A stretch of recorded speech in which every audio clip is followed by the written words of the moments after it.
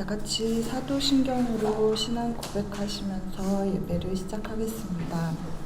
전능하사 천지를 만드신 하나님 아버지를 내가 믿사오며 그의 아들 우리 주 예수 그리스도를 믿사오니 이는 성령으로 잉태하사 동정녀 마리아에게 나시고 본토 빌라도에게 고난을 받으사 십자가에 못 박혀 죽으시고 장사한 지 사흘 만에 죽은 자 가운데서 다시 살아나시며 하늘에 오르사 전능하신 하나님 우편에 앉아 계시다가 저리로서 산자와 죽은 자를 심판하러 오시리라. 성령을 믿사오며 거룩한 공유와 성도가 서로 교통한 것과 죄를 사하여 주신 것과 몸이 다시 사는 것과 영원히 사는 것을 믿사옵나이다.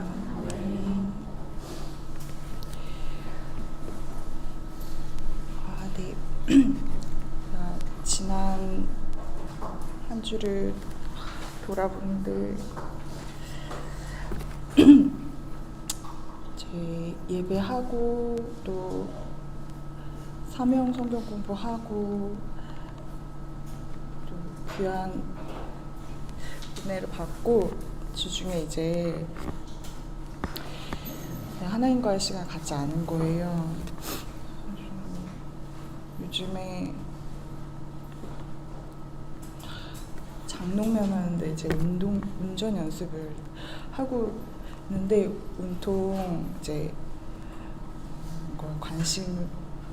하나님께 관심, 하나님 외에 다른 것들에 빠져가지고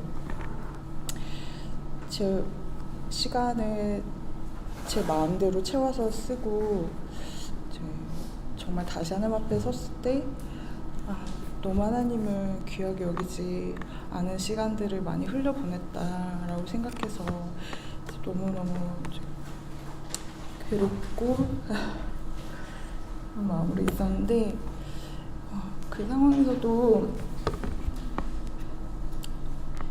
이제 눈을 감았는데 이제 하나님이 예레미야 3장 22절 23절 우리 모두 다 아는 그 말씀을 주시면서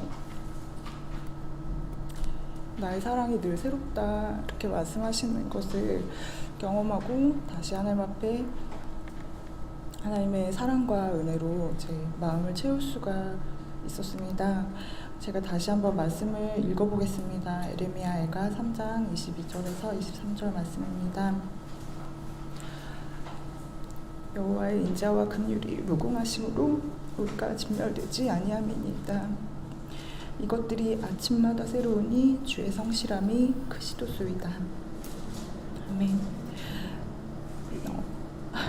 세 번역으로 한 번 더 읽어드리겠습니다.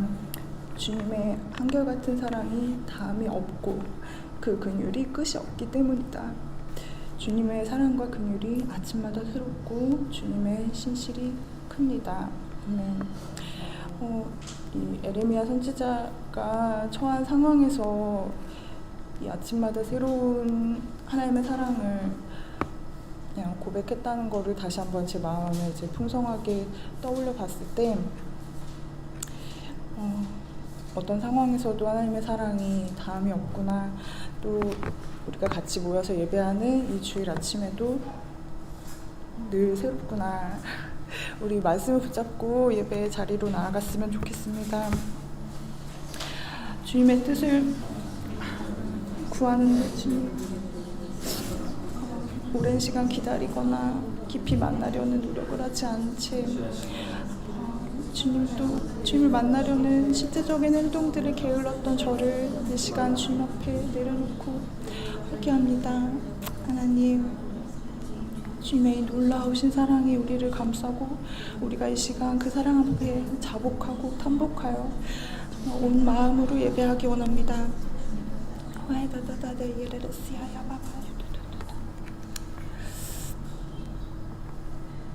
놀라운 사랑의 하나님, 이 시간 저희 가운데 함께 해주셔서 감사를 드립니다. 주님, 저희가 주님의 이 임재 앞에 온 마음을 쏟는 예배가 되기를 원합니다.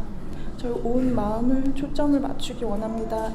다른 관심사와 우리 마음의 자리를 차지했던 것들이 다 물러가고 다 영향력을 잃고 오직 하나님의 말씀이, 성령님이 이 시간 우리를 예배 가운데로 깊이 잠기게 하시고 주님을 온전히 높이게 하시고 우리를 새롭게 하시기를 간절히 기도합니다.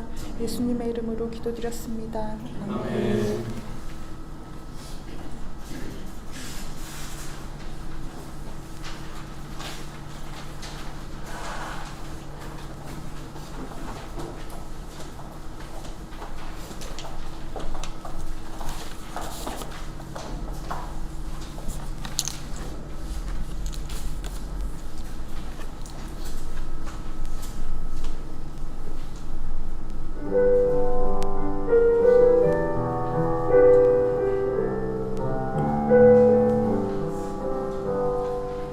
주님의 마음을 본받는 자, 그 마음의 평강을 찾아오면 험악한 세상을 이기림이 하늘로부터 임함이로다.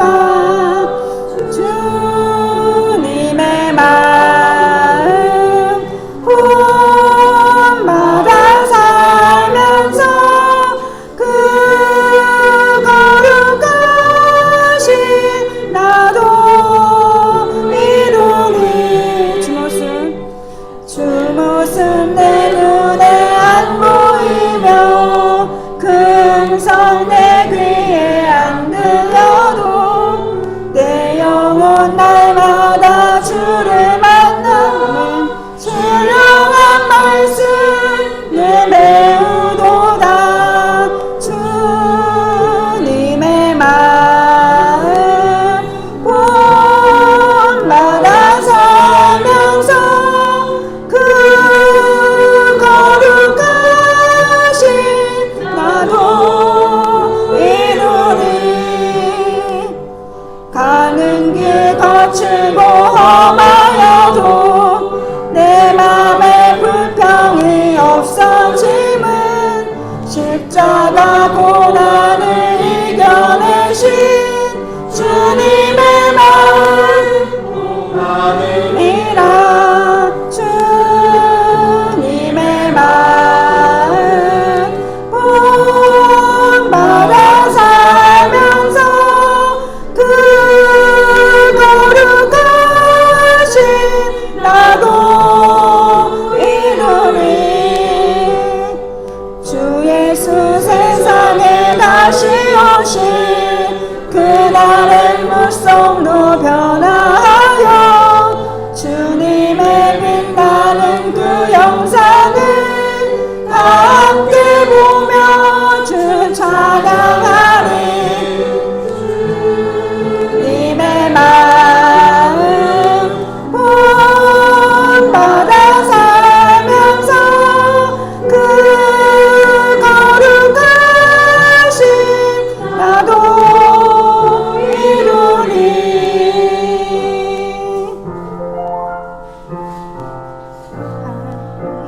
하나님의 음성을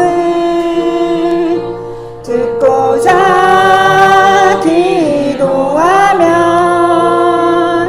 귀를 기울이고 나의 기도를 들어주신다네. 깊은 웅덩이와 수렁에서 끌어주시고 나의 발을 반석 위에 세우시사 나를 튼튼히 하셨네. 새 노래로 부르사 라라라. 하나님께 오늘 찬송을 새 노래로 부르자. 하나님 사랑을 주의하고 주를 의지하고 교만하지 않으면 거짓에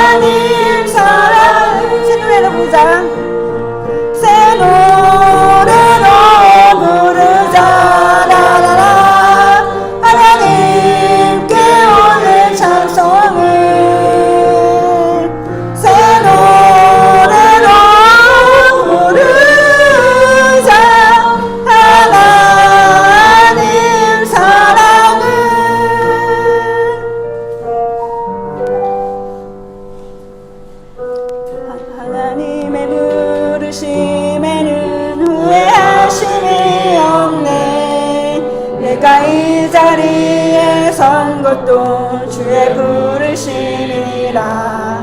하나님의 부르심에는 결코 실수가 없네.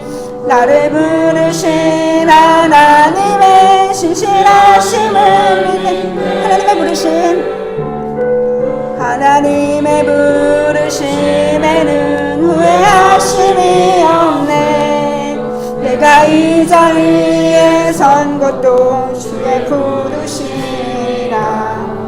하나님의 부르심에는 결코 실수가 없네.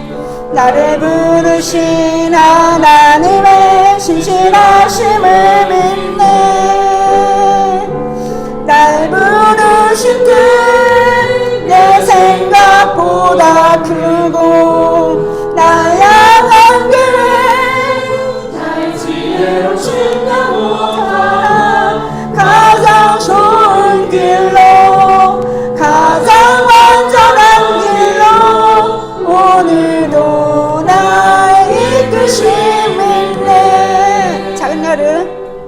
작은 나를 부르신 뜻을 나는 알 수 없지만 오직 감사와 순종으로 주를 이루가리라.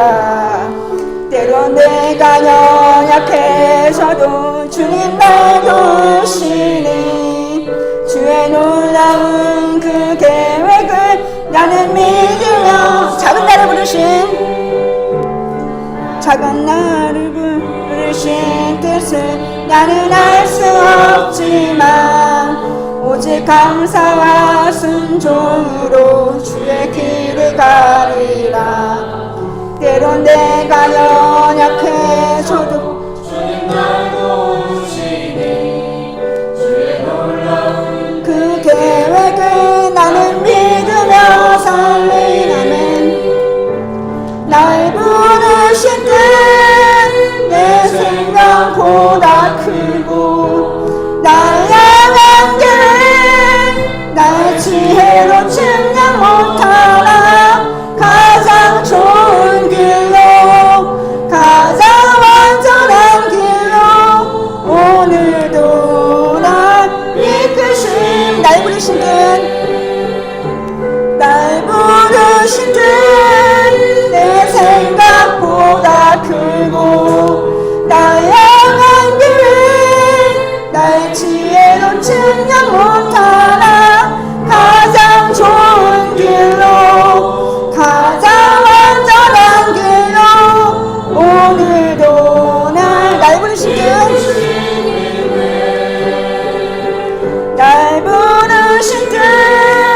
내 생각보다 크고 날 향한 길 나의 지혜로 측량 못하나 가장 좋은 길로 가장 완전한 길로 오늘도 날 이끄심 믿네.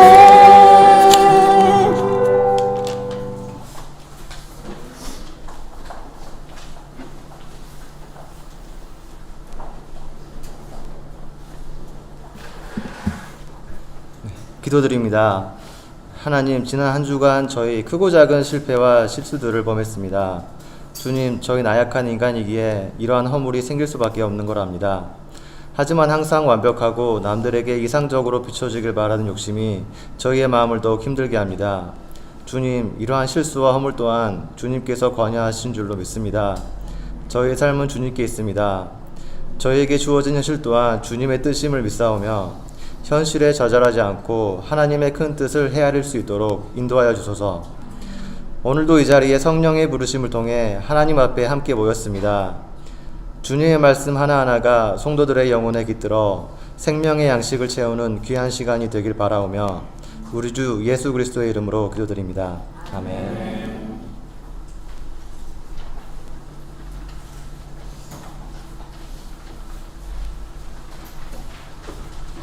네, 김정숙 권사님 나오셔서 잠깐 간증해 주시겠습니다. 우리 따뜻하게 박수로 환영할까요?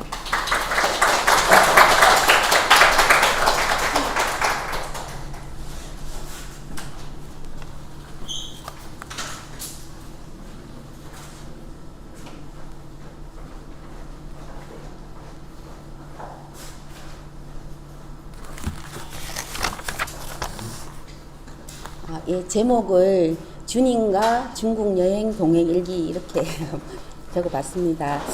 제가 직장 내에서 이제 어려움을 겪고 그것을 믿음의 문제로 받아들이고 이제 목사님에게 본격적으로 도움을 받으면서 기도와 사역에 대해서 더 많이 배우게 되었습니다. 그리고 이제 중국 출장을 떠나기 전에 갑자기 그때 저도 좀 의아했긴 했는데 목사님께서 동력에 대해서 엄청 열심히 이제 나누시더라고요. 우리에게 가르쳐 주시더라고요. 그래서 저는 그걸 잘 몰랐고 이제 그 다음날 우리 효준이와 이제 다시 가족 묵상 모임에서 수요일 기도에서 배웠던 것을 이제 같이 나누면서 그날은 이제 둘이만 하게 되어 보송이가 못 들어와서 조금은 직장에 대해서 이제 조금 더 자세히 나누면서 이제 함께 제가 동력에 대해서도 얘기하고 크리스찬 직장 크리스찬들의 이제 직장 내 사역에 대해서도 함께 기도했습니다. 그런데 사실은 목사님께서 이제 많이 가르쳐 주셨지만 제가 실제로 중국 출장을 가서 어떻게 이제 사역하고 동역하고 이런 거는 구체적으로 잘 모르겠더라고요. 그래서 이제 잘 모르지만 이제 사역하기로 마음을 먹고 기도를 하고 이제 출장을 갔는데 처음 그 공항에서 이제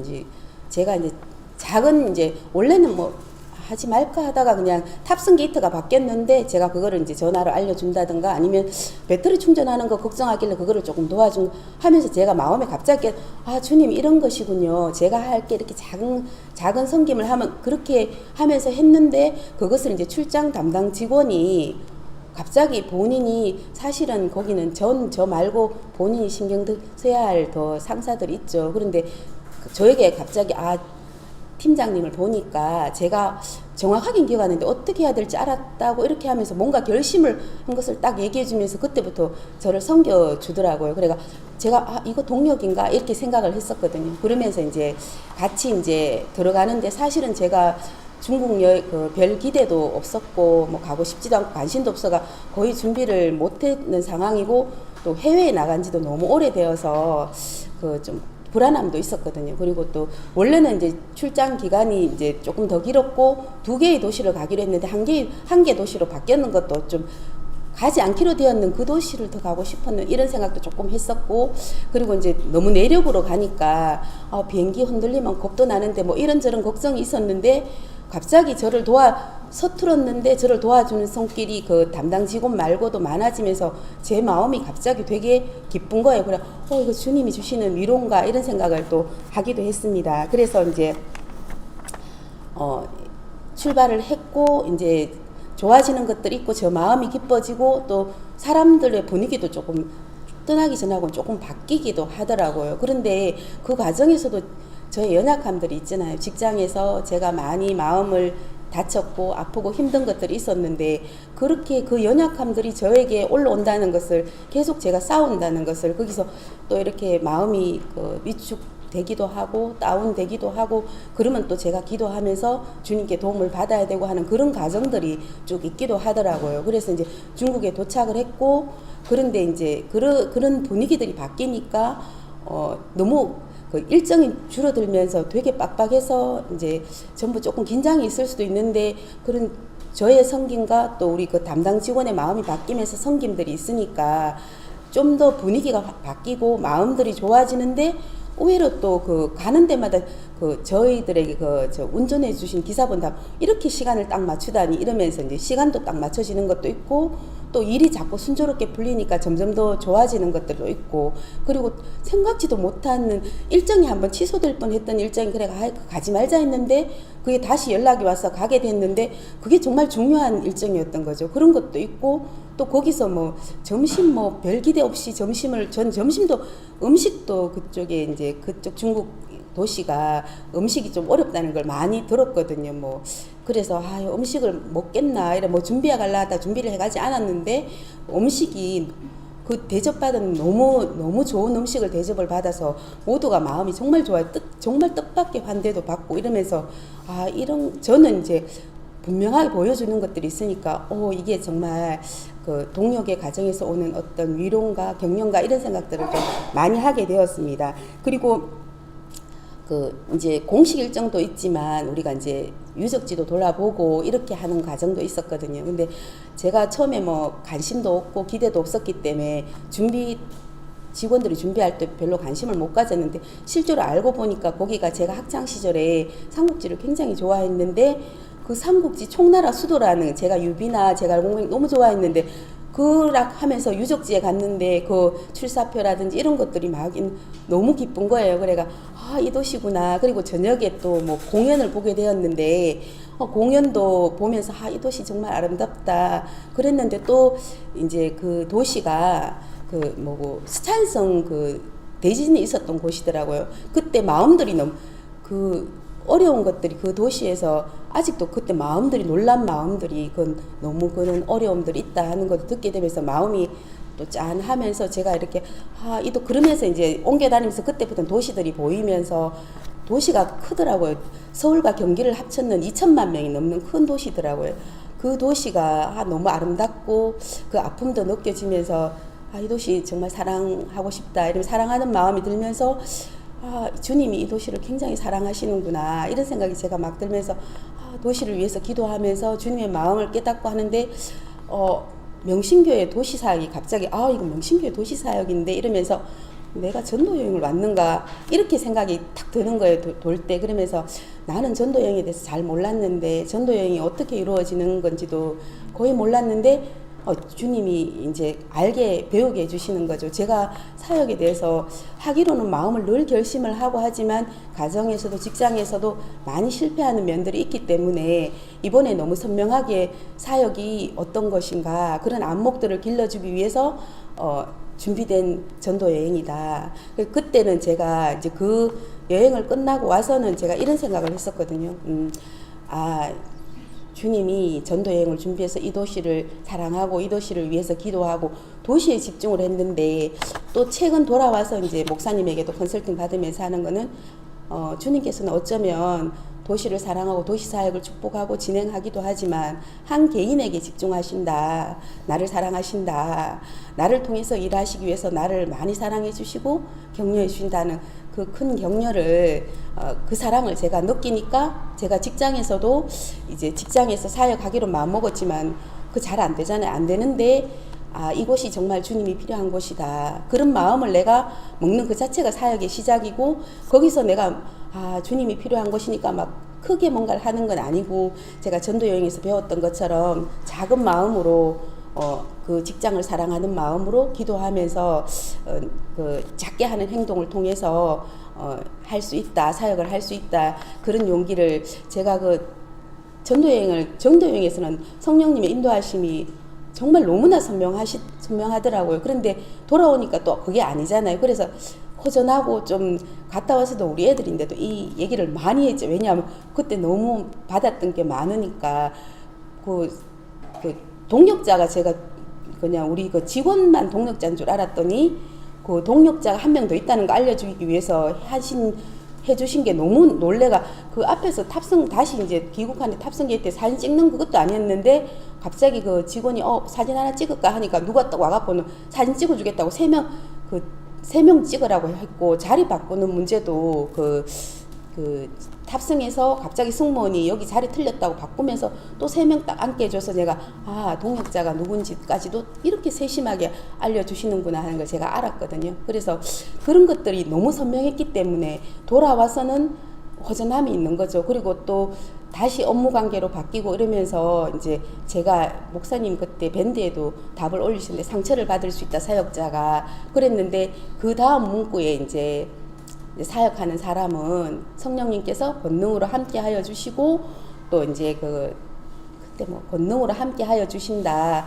그 보호해 주신다. 하는 그 말이 큰 위로가 되더라고요. 그래서 제가 다시 마음을 새롭게 하고 이제 또 사역적인 마인드로 또 나갈 수 있었던 것 같습니다. 감사합니다.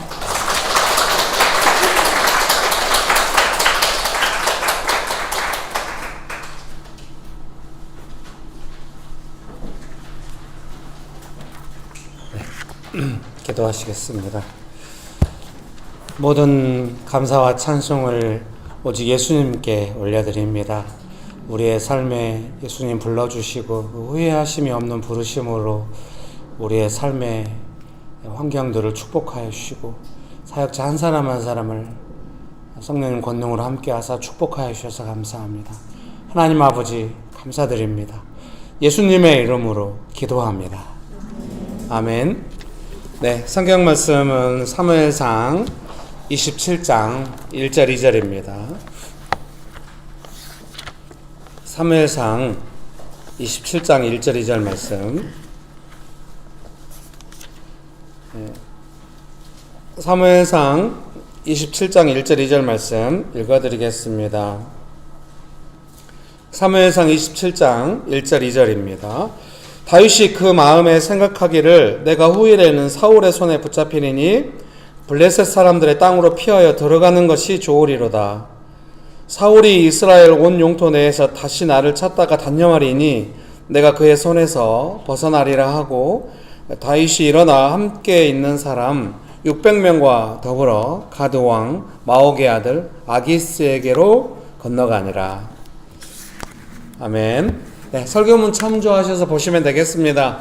오늘 설교문의 제목은 위기탈출입니다. 가정예배 드릴 때 이 설교문으로 가정예배 때 우리 아들이 위기탈출 넘버원을 좋아했거든요. 그래서 위기탈출 넘버원 책들이 집에 있어요. 만화책들이 쭉. 그래서 솔직히 말하면 위기탈출 넘버원으로 할 뻔했어요. 네, 너무 유머스러울 것 같아서 그냥 위기탈출 이렇게 했습니다. 설교문 읽어드릴게요. 블레셋과 사울의 전쟁에 블레셋 아기스에게 망명해 있던 다윗은 참여할 수 없었습니다. 네. 블레셋 사람들이 다윗을 의심하였기 때문입니다. 다윗과 그의 사람들이 자신들의 성읍 시글락으로 돌아왔을 때 아말렉 사람들이 성읍을 불태우고 자녀들과 아내들을 사로잡아 갔습니다. 사람들은 울 기력이 없도록 울었고 다윗을 돌로 치자고 결의하였습니다. 다윗은 크게 다급하였다고 합니다. 자, 지금 이제 다윗이 블레셋 아기스에게로 망명하잖아요. 근데 이제 이 블레셋과 사울이 마지막 전쟁을 치르는 거예요. 이제 마지막 전쟁이라는 의미는 사울이 그 아들 요나단과 함께 이 전쟁에서 죽어요. 그러니까 이제 다윗은 늘 사울한테 쫓겨다니고 오늘도 본문 읽었습니다만은 사울에 쫓겨다니는 내가 죽을 것 같다는 위기감을 크게 느끼고 벗어나긴 했지만 그래서 아예 그냥 블레셋 땅 유다와 이스라엘에 있지 않고 아예 그냥 블레셋으로 넘어가서 있는 것을 선택을 합니다. 그래서 이제 블레셋과 그 전쟁에 다윗도 함께하는 사람 600명과 참여를 했는데 이제 그 아기스 왕은 막 같이 가자고 했는데 다른 블레셋 지도자들이 왕들이 이제 안 된다고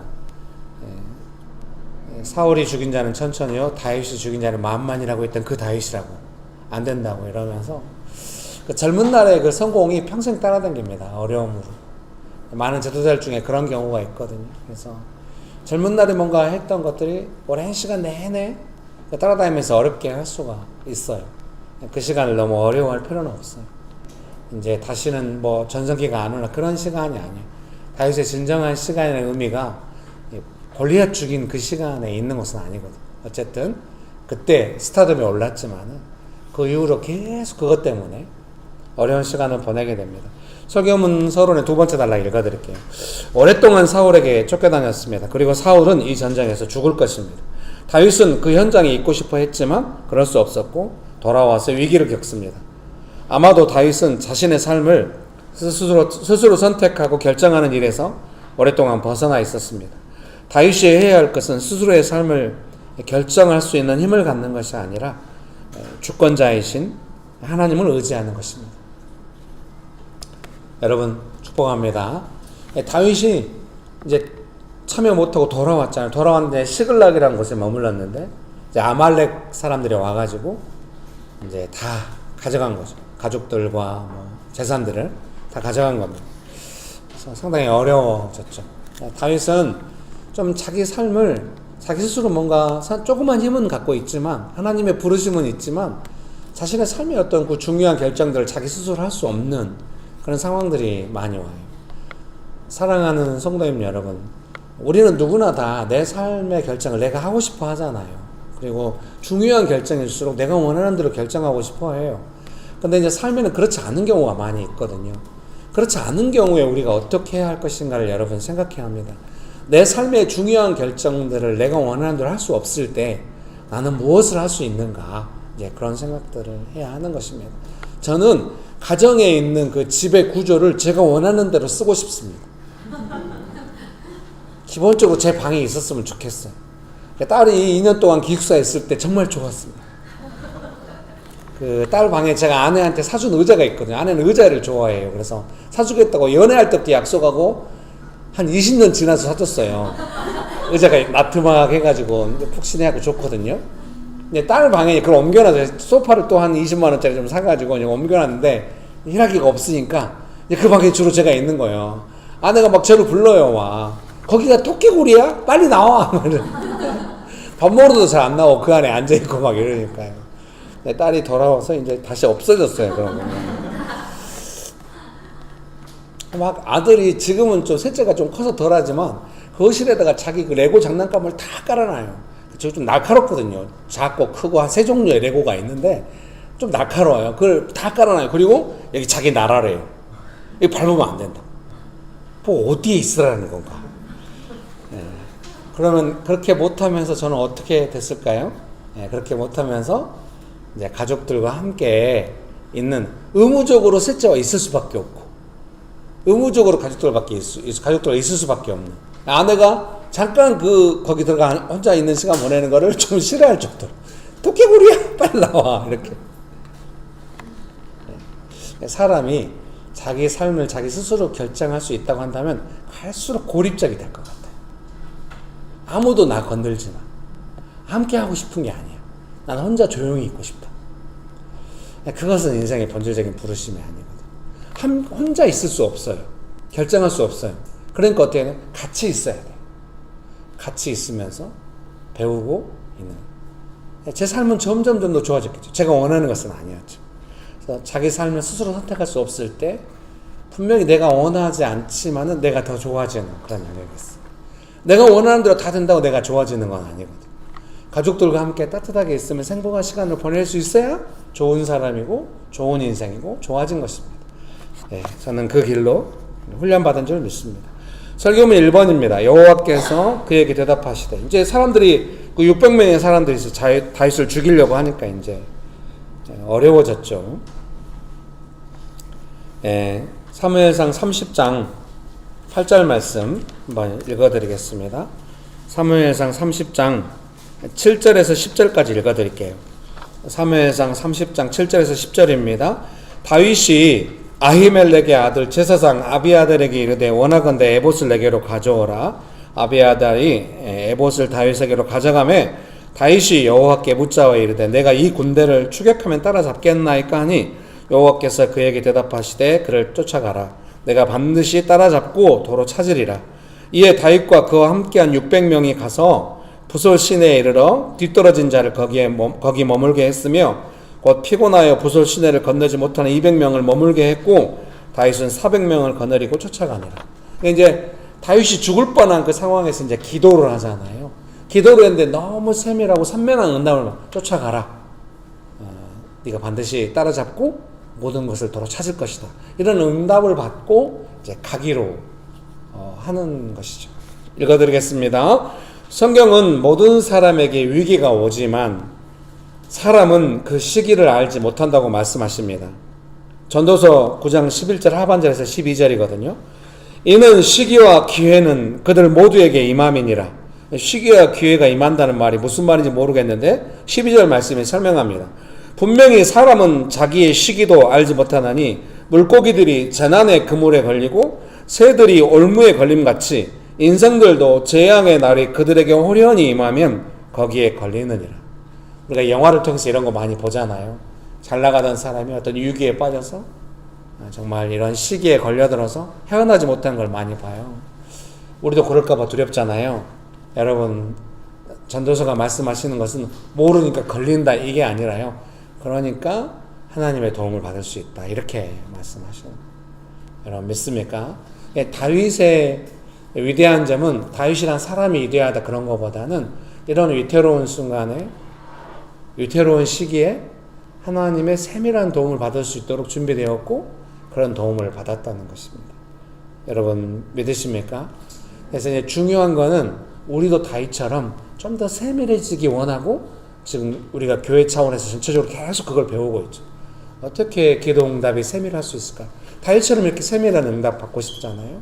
그래서 근데 우리가 그것을 그냥 받으면 돼 이런 게 아니라 기도해 가면서 삶에서 사역하고 경험해 가면서 계속 함께 배워가고 있는 게 중요하죠. 확실히 기도는 더 세밀해졌고 응답은 더 세밀해졌고 점점 그렇게 가고 있는 중이죠. 여러분 믿으십니까? 설교문 1번의 두 번째 단락 읽어드리겠습니다. 그러나 염려하지 말아야 합니다. 그물에 걸릴 것을 염려하지 말아야 합니다. 다윗처럼 올무에 걸린 시간에도 하나님은 응답하십니다. 여호와께서 그에게 대답하시되 그를 쫓아가라. 내가 반드시 따라잡고 도로 찾으리라. 와 멋지네요. 쫓아가라. 따라잡고 도로 찾으리라. 감흥이 없어요 여러분? 축복합니다.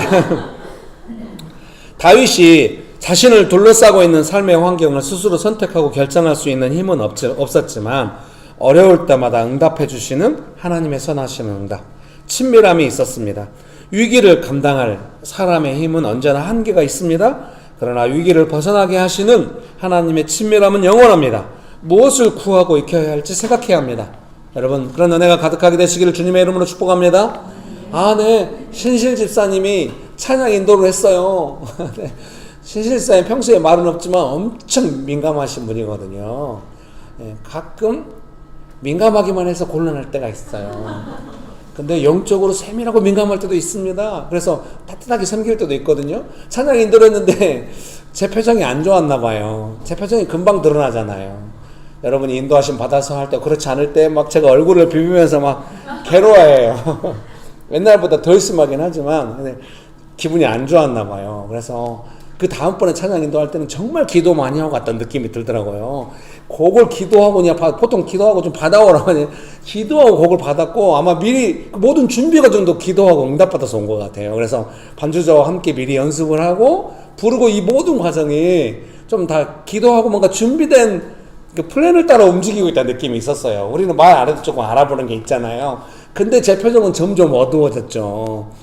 집사님이 더 열받아 있는 것 같아요. 그래서 도저히 이 상황에서 안 되겠다. 소통을 해야 돼. 그래서 전화를 했어요. 집사님 기다렸다는 듯이 뭐가 문제냐고 이제. 목소리로 들릴 때 정확하지 않지만 오늘 보치니까 정말 기도하고 응답받아서 오신 것 같다고 맞다고 뭐가 문제냐고 이제. 근데 응답 받으실 때 내가 찬양 인도를 잘하고 싶다고 응답 받았는지 아니면 예수님께 영광 돌리고 예수님을 기쁘시게 해드리고자 응답 받았는지 한 번만 돌아보실 수 있겠냐고. 지사님 제가 꽤 오랜 동안 그거 배우고 있는데 한 번만 생각할 때 갑자기 풀이 확 춘다 그런 느낌이 있었어요. 그 다음번에 찬양 인도할 때는 이제 아예 사람을 쳐다보지도 않아. 보지도 않고 그냥 받아온 찬양을 불러. 우리가 보통 그렇게 하잖아요. 예수님께 받은 찬양 예수님 기쁘시게 해서 불러드리면 된다고. 사실 제 안에 오랜 꿈이 있거든요. 찬양 인도자가 진짜 해부자게 음도 잘 몰라. 근데 그냥 조용히 혼자 부르는데 수많은 사람이 그 사람의 지휘 아래 따라가는 걸 꿈꾸거든. 어떤 사람들이 다 인도자의 목소리를 귀 기울이고 있고 그가 받은 은혜를 따라가는 거. 그거 꿈꾸고 한절은 교회에 대한 그림 중에 그 그림이 가장 선명할 거예요. 근데 신실사님의 찬양 인도 중에 가장 이제 압도적이었던 건 뭐냐면 마지막에 다 불렀어요. 이제 은혜스럽게 모두가 다 은혜 받았어. 완전 은혜스러웠어. 근데 다시 중간으로 돌아가서 하나 더 불렀어. 이제 근데 그때부터 은혜가 깨졌어. 본인도 좀 삑살이 나고 원래 우리가 전문가들이 아니잖아요. 삑살이 나고 듣는 사람, 부르는 사람도 좋았다 충만한 마음이었는데 다시 따라가서 삑살이 난 걸 따라서 불렀어. 저는 거기에 너무 은혜를 받았어. 제가 보기에 전혀 사람 의식하지 않았고 이제 찬양을 몇 곡 부르다 보면 그 은혜가 있잖아요. 그 은혜마저도 중요치 않아. 본인이 받은 거. 지금 분위기가 어떻든 내가 잘 부르든 못 부르든 예수님이 지금 원하는 게 이 부분이야. 이거 불러야 돼. 하고 부른다는 느낌이 있었거든. 완전 좋았죠. 문제는 그 다음이죠. 그게 이제 일상으로 돼서 좀 아파트 구하는 문제도 적용이 돼야 하는데 아파트는 또 다른 문제야 또. 나 이게 힘드네 여러분. 설교문 1번의 마지막 문장 이렇게 제가 썼잖아요. 그러나 위기를 벗어나게 하시는 하나님의 친밀함은 영원합니다. 무엇을 구하고 익혀야 할지 생각해야 합니다. 여러분 무엇을 익혀야 하는지 알겠어요. 다윗이 자기 힘을 기른다기보단 다윗은 평생 그 위기의 순간마다 하나님의 세밀한 인도하심이 있는 거예요. 다윗의 인생에 다윗이 왕이었다. 엄청 뛰어난 왕이었다. 두 번째, 다윗은 정말 위기가 올 때마다 돌파하면서 엄청 인생의 성공을 이룬 사람이었다. 세 번째, 하나님과 친밀한 사람이었다. 뭐가 제일 중요합니까? 다윗 인생이 다 살고 나서 인생을 다시 재구성한 다음에 뭘 우선순위를 두겠습니까? 친밀함이야말로 생명이구나. 하나님의 친밀한 응답은 무엇과도 바꿀 수가 없구나. 이렇게 하지 않았겠습니까? 그래서 여러분, 놀라운 일이 빨리빨리 이루어지지 않아도 친밀함이 늘어나고 있다면 거기에 의미가 있는 겁니다. 반드시 그 친밀함은 친밀함만으로 끝나지 않아요. 친하지. 고생하는구나. 계속 친하지. 이러지 않아요. 하나님의 친밀함이라고 하는 것은 하나님의 부여하심, 그 생명의 나라에 백성으로서 많은 것을 누리게 된다는 의미하기 때문에. 여러분 믿으십니까? 설교문 2번입니다. 그의 하나님 여호와를 힘입고 용기를 얻었더라. 다윗과 함께한 사람들은 다윗이 어떻게 블레셋 사람들에게 거절당하는지 보았습니다. 그리고 자신들의 자녀와 아내, 재산을 잃었습니다. 지도자의 지도력은 어디서 확보됩니까? 만약 지지하는 사람들이 그 근거라면 사울과 압살롬의 한계를 벗어나기 쉽지 않을 것입니다. 이 사람들은 계속 자기의 지지자들을 근거로 일을 하거든요. 다윗은 자기 하나님 여호와 안에서 힘을 얻었다고 합니다. 쉬운 성경의 번역이거든요. 사무엘상 30장 6절 말씀 제가 읽어드릴게요. 백성들이 자녀들 때문에 마음이 슬퍼서 다윗을 돌로 치자 하니 다윗이 크게 다급하였으나 그의 하나님 여호와를 힘입고 용기를 얻었더라. 아멘. 쉬운 성경은 이렇게 번역합니다. 다윗은 자기 하나님 여호와 안에서 힘을 얻었다. 이 NIV는 이렇게 말해요. But David found strength in the Lord his God. 다윗은 found에서 found 찾았대요. strength를. 발음이 엉망이죠. 우리 셋째가 영어 읽을 때마다 파파고의 도움을 받고 있어요. 하나님 안에서 강해지는 것을 찾았다. 용기를 얻었다는. 그래서 제가 생각할 때 우리도 이제 이 다윗의 예를 잘 살펴보면은 위기가 오잖아요. 그러면 빨리 이 위기를 어떻게 벗어날 건가? 이게 아니야. 이게 우리가 뭐 쫓아가거나 도로 찾거나 이런 것도 안 하고 뭐 어떻게 할 거야? 막 이렇게 하면서 막 위기에 빠지거든요. 근데 다윗은 제일 먼저 그냥 용기를, 강해지는 것을 하나 먼저 배우고. 어떻습니까? 집사님이 가정사역 하는데 가정이 너무 어려워. 갈수록 어려워져. 남동생은 그래도 직장생활 잘하고 있었는데 남동생마저 치료받으면서 직장 잠깐 휴직하고 그러니까 얼마 어려워. 근데 집사님은 점점 강해지고, 제가 옆에서 점점 강해지고, 그 문제들이 집사님을 쓰러뜨리지 못해. 그러니까 어떻게 돼요? 다윗이 그 안에 용기를 얻으니까 이제 하나님께 세밀하게 인도함 받는 거죠. 여러분, 그런 은혜가 가득하게 되시기를 주님의 이름으로 축복합니다. 위기는, 본질적인 위기의 내용은 뭐냐면 하나님의 도움을 못 받게 하려는 데 있어요. 하나님의 도움을 못 받게 하려니까 어떻게 해야 돼요? 두려움에 붙잡혀서 용기가 사라지게 만드는 것이 우선입니다. 아예 마음이 꺾이면, 용기가 없으면 아예 구하지를 않으니까, 위기 가운데 원망으로 가니까. 그래서 하나님의 도우심이라고 하는 거, 그것은 다윗이 도움받았다고 하는 것은 위기가 몰려왔어도 하나님 안에서 다시 힘을 얻는 것이, 다시 힘을 얻었다고 해서 뭔 좋은 일이 있습니까? 다 이미 잃어버렸는데, 근데 다윗 안에는 회복되는 힘이 그 안에 있었다는 것입니다. 용기의 내용이 무엇인지 아시겠죠? 그런 은혜가 가득하게 되시기를 주님의 이름으로 축복합니다. 축복합니다. 그리고 나서 이렇게 하나님 안에서 힘이 있으니까 계속해서 기도하니까 하나님께로부터는 구체적인 방법들이 있잖아요. 여러분, 이제 들었어. 그러니까 방법이 있다는 거 알겠는데 빨리 방법 줘. 이렇게 안 돼요. 적어도 그 위태로운 상황이 와서 나의 용기를 싹 쓸어가고, 내가 죽겠구나, 이런 두려움이 몰려와도 그 두려움이 나를 쓸어가지 못하도록 힘을 얻을 만한 것들이 있어야 하고, 이렇게 좀 영적인 원칙이 있거든요. 그리고 하나님과의 친밀함 안에서 점점 세밀한 인도하심이 있고 그런 거죠. 그리고 세 번째 어떻습니까? 그래서 갔어요. 쫓아갔습니다. 가다가 우연히 이집트 아말렉 사람의 종이었던 이집트 사람을 만난 겁니다. 쓰러져 있는. 그래서 먹이고 돌봤더니 그 사람이 길을 안내해 준 겁니다. 이런 과정들이 아주 세밀하게 있단 말이죠. 오늘 권사님도 간증하실 때, 마음을 사역하기로 결정했을 때, 사역의 상황이 딱 발생했을 때 마음을 섬김으로 했더니 사람들이 계속해서 등장하는 내용을 말씀하시잖아요. 항상 전도여행에 빠지지 않는 거, 맛있는 음식이 있었다. 축복합니다. 예, 이런 희미한 웃음 감사해요.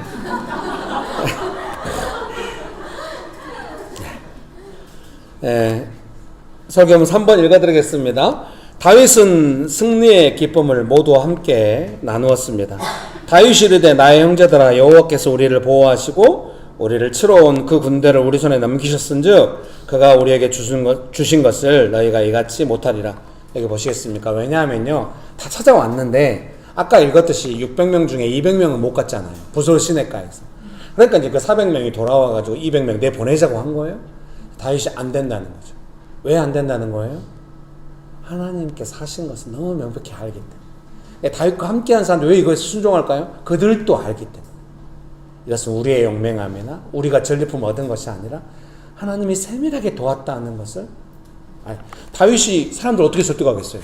자기가 하나님 앞에서 받은 걸로 설득할 수밖에 없는 거죠. 그리고 받았다고 하는 것이 현실에서 계속 증명되어야 계속 설득되는 거죠. 사람들이 다 아는 거예요. 읽어드리겠습니다.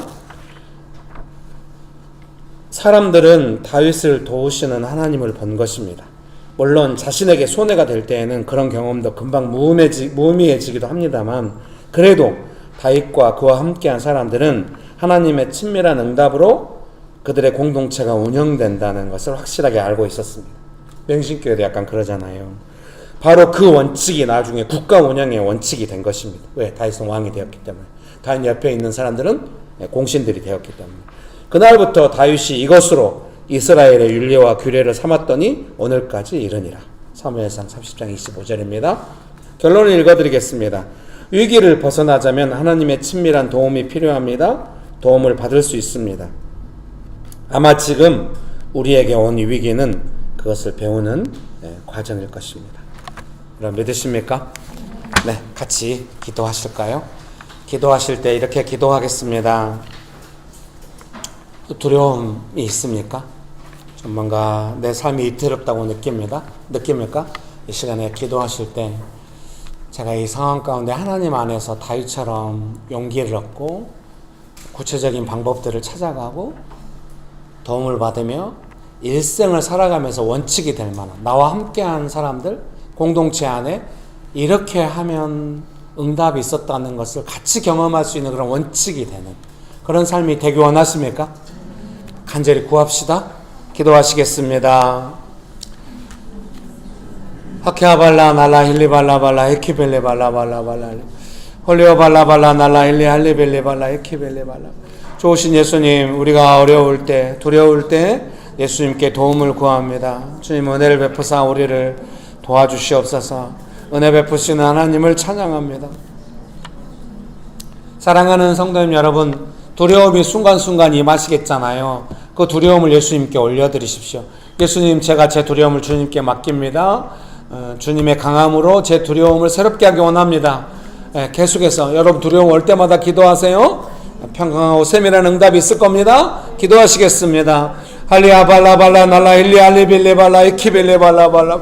여러분 두려워하지 마십시오. 두려움을 예수님께 맡기십시오. 힐리발라발라 날라 힐리알리벨라발라 이키빌리발라발라발라 홀리호발라발라 날라 힐리알리발라 이키빌리발라발라발라 할리아발라발라 날라 힐리알리빌리발라 이키빌리발라발라.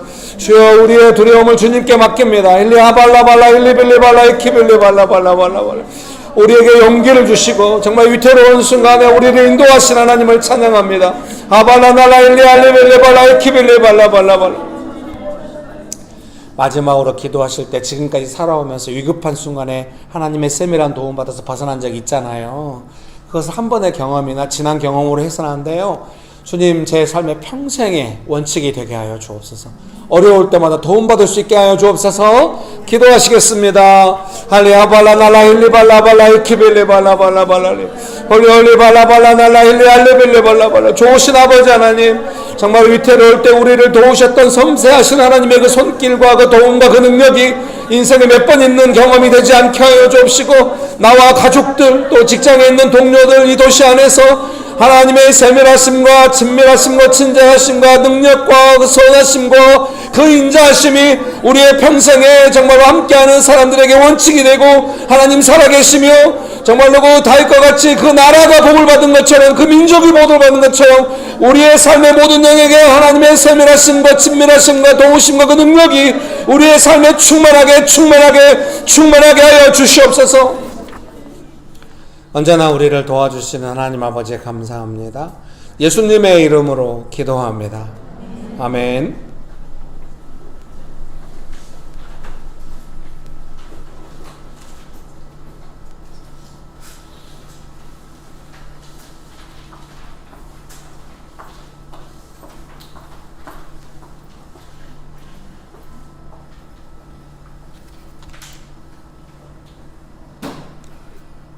다윗이 하나님을 따르고 위기와 상황 속에서 사람 보지 않고 주님을 온전히 따르는 그런 신실함을 저희가 배우게 되기를 주님 기도합니다. 우리의 마음과 우리의 물질과 우리의 정성이 온전히 주님께 올려지는 삶을 살게 하여 주시고, 주님을 따르는 그런 믿음 가운데 우리들이 날마다 성장할 수 있도록 예수님 도와주세요. 예수님의 이름으로 기도합니다.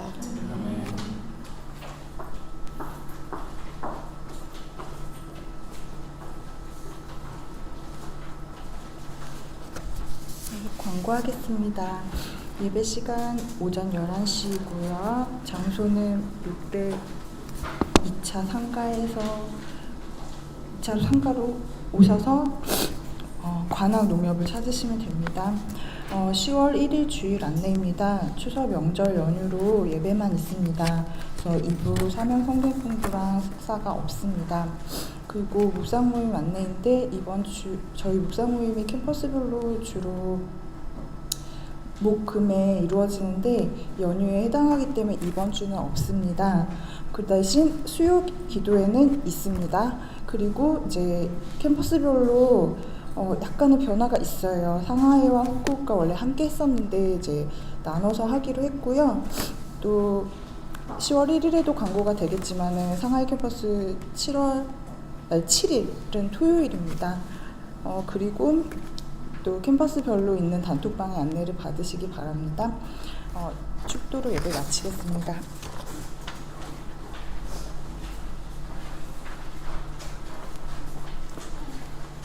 다음 주 주일이 이제 추석 명절 주간에 예배를 드리게 되잖아요. 그래서 광고 나가신 대로 이해하시면 되겠고요.